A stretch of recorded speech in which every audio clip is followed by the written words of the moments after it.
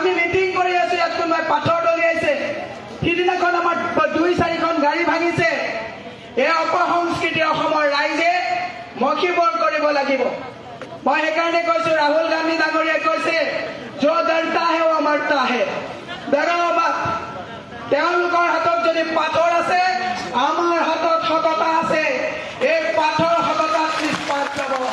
মই যুৱ প্ৰজন্মক আহ্বান জনাইছো, অভিভাৱকসকলক আহ্বান জনাইছো, যিসকলে আমাৰ গাড়ী ভাঙিবলৈ আহে, যিসকলে আমাৰ গাড়ীত পাথৰ মাৰিবলৈ আহে, সেই লৰাই, সেই অপসংস্কৃতিয়ে এদিন পিতৃ মাতৃকো হত্যা কৰিব। সাৱধান।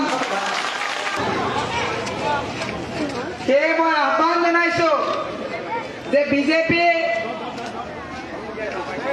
বৰ্তমান যিয়ে মানুহৰ মাজত অত্যাচাৰ অনিয়ম কৰি তেওঁলোকে ৰং জিকিব বিচাৰিছে।